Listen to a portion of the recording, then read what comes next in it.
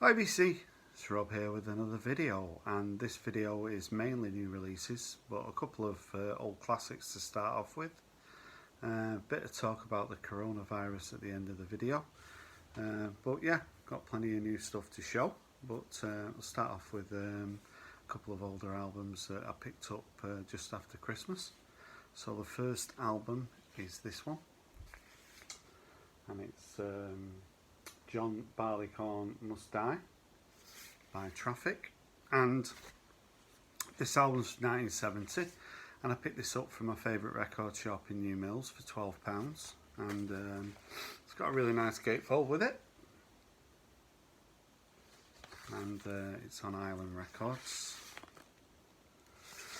So Traffic, what's the story? Well, I picked up quite a few Traffic albums this year. Not easy to find, and I've got them at good prices. I've always been a fan of Stevie Winwood. I can remember hearing While You See a Chance in 1980. Thought it was a great song. I don't have the album Arc of a Diver, but you can see it floating around for a £5, so I need to sort that out. And he was pretty successful in the 80s. You see his albums knocking around. But Traffic albums, that's a different matter. I've never actually seen this one out in the wild, and I wasn't that familiar with it, but I thought I'll pick it up for £12. So what do I think of it? Well, the first thing I think about it is there's only 6 tracks on it, so it's a glorified EP, but the tracks are quite long, and the opening track is an instrumental called Glad. Now, this is where the fun starts. I'm listening to that track, and if you're familiar with the album Cafe Bleu by the Style Council, that instrumental is like a mishmash of all the instrumentals on Cafe Bleu. So the Style Council definitely ripped off Traffic on that track. It's quite amazing listening to it. I really recommend you check it out. It's a good track, but you know, it just makes me laugh. And the rest of the album is very reminiscent of early Paul Weller solo albums, so such as Wildwood.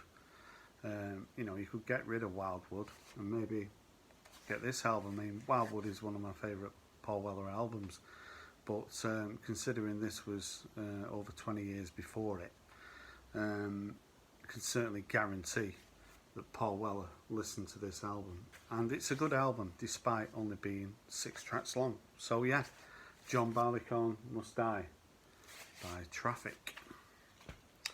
Now, the second album I'm going to show is from 1973, and it's this one, and it's Burning by the Wailers. And yeah, this is the Wailers' second album from 1973. Hot on the heels of Catch the Fire, and yeah, on a bit of a hot streak. This is a Gatefold, and again from the same record shop for £12. And it's got the insert. It's got sort of profiles on the band. Robert Nesta Marley is Bob Marley's full name. Of course, it's on Island Records.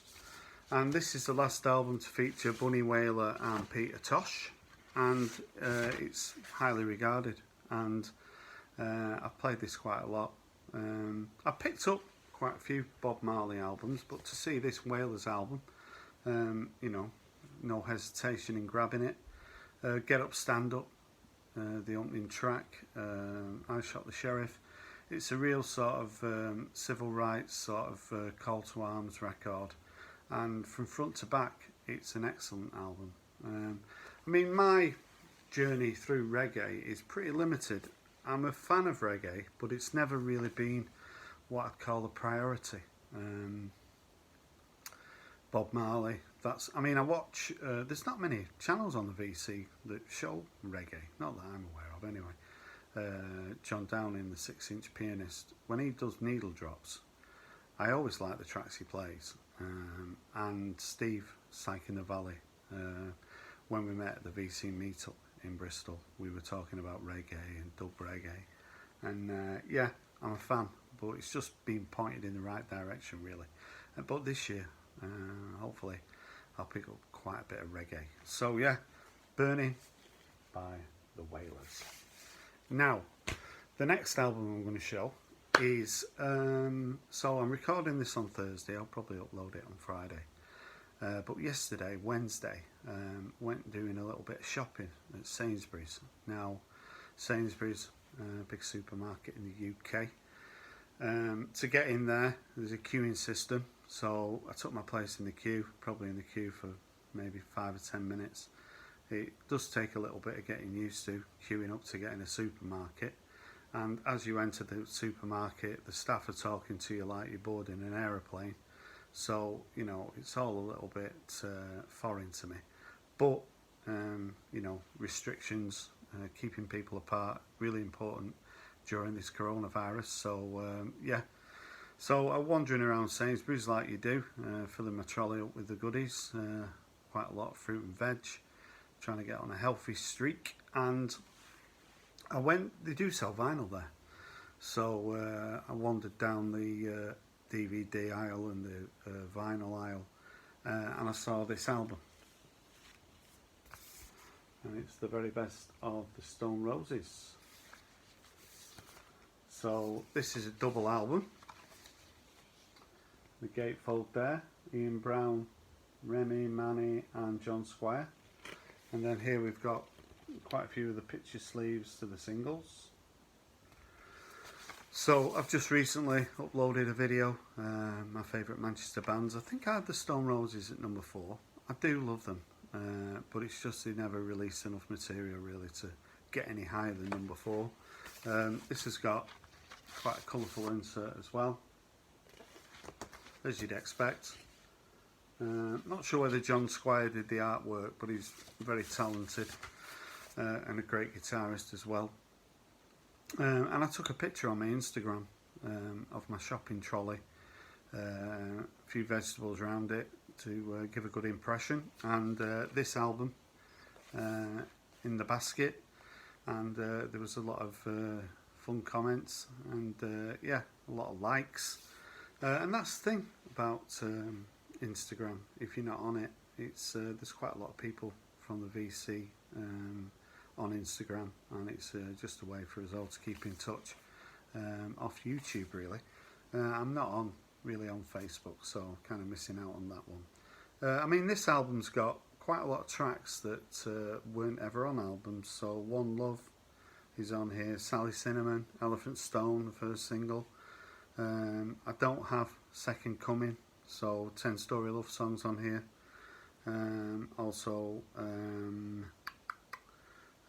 where is it? Love Spreads is on here as well. What the World is Waiting For and Fool's Gold.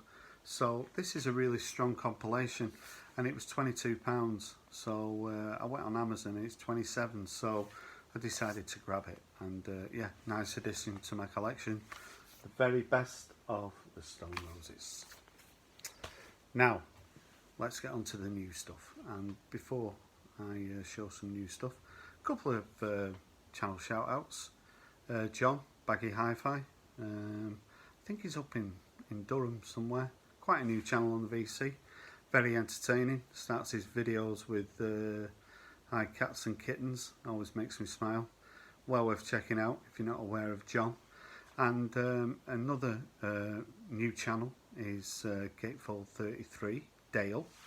And Dale entered, well, he joined in the thread about Manchester bands, so I sort of was alerted to his channel, and I watched his first video, and on his first video he showed an album that I bought this year in January, and it's this album, Concrete and Glass by Nicholas Godine. So Nicholas Godine is half of Air, the French duo, massive hit in the 90s with Moon Safari, and this is very similar to Moon Safari, so it's a winner. It's about an 8 out of 10 from me. Like I say, it came out in mid-January. I streamed it quite a bit before I managed to get hold of it in February. Got it in a record shop in Sheffield. Just show you the label. There's guest vocalists on here. but it's a really relaxing album. If you enjoy Moon Safari by Air, then I think you'll enjoy this.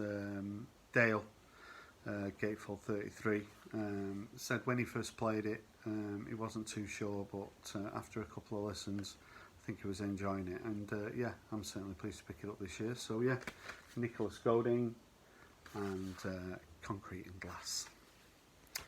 Now, the next record I'm going to show is a 12-inch that came out last year, but it's been reissued this year because it was very low numbers when it was first released, and it's this EP by Squid, and it's called the Town Centres EP. So Squid are from Brighton, and a little bit of a backstory. So I think it was in November, it was my son's birthday, and I was over in Sheffield with him, and we always go record shopping, and he picked up a copy of this and said he wanted it as part of his birthday, and I said, can I have a listen to it? And he played a track, and you know, I just said, that sounds a little bit like Parquet Courts. Now, when I went home, I started to stream it, and I really started to enjoy it, but I couldn't get hold of it. The original release had a green back, but this reissue has a blue back. Now, there's a track on here called Cleaner, the Cleaner, and I suppose in these times, cleaners have never been more important, but the track, the Cleaner, is just such a great track. I mean, last year, towards the end of the year, it was my favourite song. Like I say, these guys are from Brighton, 5-piece. They've not released an album yet.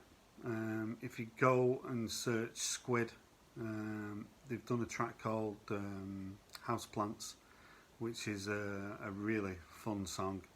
The Cleaner I really recommend, and I think last week or a couple of weeks ago they downloaded a track called Sludge, so I've been listening to that. I really recommend that. Now, what does Squid sound like? The drummer does quite a lot of the vocals with the guitarist, and for me they are like Parquet Courts, with a little bit of LCD sound system but a lot of talking heads. Very reminiscent to me of that sort of post-punk sound at the end of the 70s, and really enjoyable. I mean, I feel a little bit sorry for Squid. I mean, they played 3 gigs at Glastonbury last year, and I think this year they'd really get a bit of momentum. I think they were doing a lot of festivals, and of course because of the virus, a lot of festivals have been cancelled, so you know, I think it's maybe affected the career, but hopefully they'll come back stronger than ever. And this is an EP that I really recommend listening to.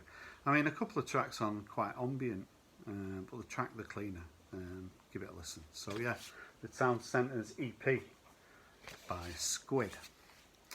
Now, the next album I'm going to show is this one. It's Session Victim, and it's called Needle Drop. So quite appropriate on the VC, and this is my favourite album of the year so far. That's how good it is. So there's the inside, and then it's just got the label. So let's talk about Session Victim. Now, I think it was about a month ago. On Friday, I always go through, you know, lots of new releases. 99% of them I'm not interested in, but it doesn't stop me looking, because you never know what you're going to discover. And I always go on electronic music now. Electronic, dance music, them are my 2 first ports of call, and then maybe alternative music. And on electronic music, I was scrolling down and gave this a listen, and almost immediately really enjoyed it. There's quite a lot of different influences on here. So Session Victim are 2 German house DJs, but this isn't. If it is house music, it's very sort of soft house music with a lot of jazz influence. I think there's 10 tracks on the album, 11 tracks. Little bits of vocals, a little bit like the vocals that you hear on the album Play by Moby. There's a little bit of Love Unlimited orchestra going on, a little bit of funk. All in all, this is a 10 out of 10 from me. And there's a guy on Instagram, I think it was Joe Morgan. I think he's on Instagram, he's ELO Jeff Lynn, that's his handle. And I think he ordered this from listening to the needle drop that I put on Instagram. And I think Mazzy liked this when I put the needle drop on Instagram. But this for me, my favourite album of the year so far. So yeah, Session Victim and Needle Drop. Now the next record is this one, Bombay Bicycle Club, and Everything Else Has Gone Wrong. And this was released in January, and I decided to get the double disc, so it's on a gatefold. And get one of the discs out. There we go. And Bombay Bicycle Club from the London area, formed around 2007. Before this album, they'd had 4 albums, pretty successful. The last album was a #1 album, but in 2015 decided to have a break. A couple of the guys went into education, a couple of the guys released some albums, really good as well. I saw Bombay Bicycle Club in 2013 at a festival with Franz Ferdinand and the National. Really impressed with them. When I heard they were going to release a new album, I'm just going to have a drink because I've got a bit of a dry throat, so Easter started, so I'll start drinking now. Where were we? Oh yeah, so yeah, Bombay Bicycle Club. When I heard they were releasing a new album, I was really anticipating something good, and this did not let me down. It's a very strong album. One thing I've noticed about this album is a lot of the songs sort of remind me of what's happening in the world today. So the first track is called Get Up. Well, you know, there's nothing to get up for, but you know, you do need to keep in a routine and get up. The next track, I love the track Is It Real? You know, and sometimes you've got to think, is it real what's happening in the world? Everything else has gone wrong, you know. Eat, sleep, wake. Maybe people are eating too much and not getting exercise, sleeping too much or not sleeping enough, and waking up and thinking, you know, is this really happening? Another track, I Worry About You. People worrying about their friends and family, having not seen them for, you know, weeks on end. Do You Feel Loved? All sorts of songs on this album sort of point towards the coronavirus. Despite that, or because of that, this is a 9 out of 10. Second favourite album of the year so far. Bombay Bicycle Club and Everything Else Has Gone Wrong. Now, 2 more to go, and the next album is this one, and it's Tyco, and it's called Symulast. So again, I think I did a needle drop of this on Instagram, and a couple of people, I think Yellow Jeff Lynn definitely got a copy of this, because I think he's shown it on his Instagram, and Dale Gatefold 33 gave this a listen and ordered it from Amazon because it's only £10 on Amazon. Bit of social distancing going on there. And Tyco is an American producer. This is his 6th album, and late last year he recorded an album called Weather, and this is a companion piece for Weather. This is Weather without the vocals, and this is very ambient, very relaxing. In these times of, you know, people's heads are all over the place. I mean, when I come home from work, I find that I want to listen to relaxing music, and I've really been enjoying this album. This is a strong 8 out of 10, and I really recommend. On Amazon, £10, really good buy. So yeah, Tyco and Symulast, and we want to look at the inner. Now, last album I was going to say the good and the ugly, because this last album for me is a bit of a turkey, and it's this album, and it's Slow Rush by Tame Impala. So there's Kevin Parker, and this is on red and blue vinyl, so give you a little look at the red. And this came out, I think it came out in January. I'm a fan of Tame Impala. I do have all their albums, a couple on vinyl. And this took 4 years to release. He's been working on it. While he's been working on it, he's had a child. He's got married. Sometimes you can just work too long on an album. While he's been working on this, I think King Gizzard and the Wizard Lizard have released 10 albums. So I must have played this over 20 times. Not on vinyl, at work. Sometimes I can listen to music, and I'm always putting this album on, and I'm always disappointed by it. It's breaking me heart. When it first came out, I streamed it. I was a bit underwhelmed, but I had to buy it.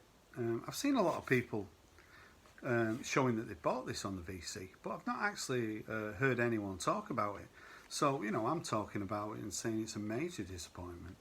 Certainly you got the Tame Impala sort of, this has definitely got sort of 70s vibe about it, but the more I listen to it, the more I'm disappointed by it. So yeah, for me, complete turkey. But by the end of the year, I mean, how long is it going to take? Another 3 months? Another 6 months? Who knows? I'll keep persevering, because I do like Tame Impala, but for me, this is a very disappointing album. So yeah, Slow Rush by Tame Impala. So, those are quite a few new releases. I've been a little bit disappointed this year with how many new releases there's been that I've liked, but it doesn't stop me looking. I'm all about trying to find new music, and you know, continue to do so. I'm not sure whether with what's happening in the world that new releases might be put back, with festivals being cancelled, Glastonbury, etc. Maybe a lot of artists might reschedule the album releases, so that's one thing to look out for. So here in the UK, a little bit of a talk about the coronavirus. If you're not interested in that now, you can switch off, but yeah, I'm going to talk about the coronavirus. It's not going to be pretty what I'm going to say, but I've just been outside the house on Thursday evenings in the UK. It's become a bit of a tradition that we stand outside our houses and clap the NHS and all the emergency services, key workers who are working in very difficult conditions at the moment. But I want to get on to our government, because you know, my patience is running out with our government. I'm sure you're aware that Boris Johnson's was rushed into intensive care a couple of days ago. He's been released from intensive care now, and but he's still in hospital. And while he's been in intensive care, it's been an absolute shambles in the UK. Other politicians like rabbits in the headlights. When you have studied, I mean, I'm a news junkie, so I'm watching about the coronavirus all the time, too much if anything. But I'm really interested in current affairs, the world, what's happening, and the effects of the coronavirus is, for someone like me, it's disturbing but also fascinating. And our government have put a 3-week lockdown in place. Now, a 3-week lockdown, you know, it seems like a long time, but it soon goes, soon passes. And when you look at the figures, the deaths, trajectory, etc., we are about at least 4 weeks behind Italy, and Italy is still on lockdown. So I think it's because Boris Johnson has been in intensive care. The government are not making a decision. They keep patronising us. They keep saying, follow the guidelines, stay in, stay safe, protect the NHS, which is all well and good, but it's just, you know, change the record. In the UK, 15% of people are ignoring the lockdown. In Manchester alone, last weekend, there were 668 parties that were broken up by the police. 668 parties in Manchester. I know we like to party in Manchester, but so multiply that by how many in the UK. And the simple reason is the lockdown is not working, because if that many people are still feel that they can go out and just do whatever they like. Don't get me wrong, 85% of people are following the instructions of the government. But if 15% are breaking it, going out sunbathing, just totally doing really what they want to do, it's sort of coming out in the media now what's going on. And the government, for me, need to have a stronger lockdown, because for a couple of weeks I've thought a stronger lockdown was needed, because a lockdown and a stronger lockdown, you know, there is a difference, but I just feel that it's necessary at the moment. We've had a lot of really disturbing news in the UK revolving PPE, personal protection for workers, in care homes hardly having any PPE. The PPE in hospitals, some of it's past its sell-by date, some of it is like Poundland PPE. So our health workers deserve the best PPE, and they're not getting it.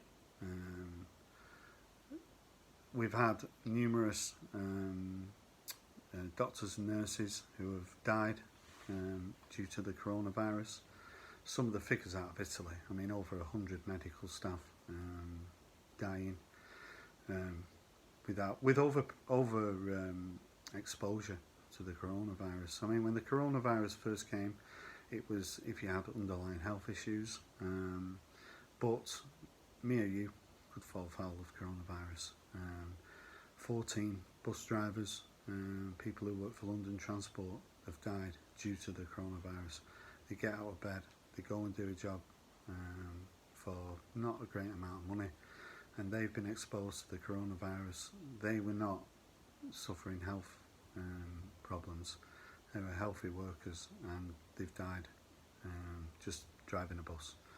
It's an absolute scandal that workers are not being protected with adequate PPE, and when the dust settles, there's a lot of very awkward questions to be answered, because people aren't going to forget this.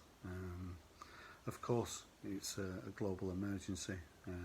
It's unforeseen, but I feel that the way the government's reacted, particularly over the last sort of week, has been very weak. And when you want strong leadership, obviously Boris Johnson's been in hospital, but they need people to step up to the plate.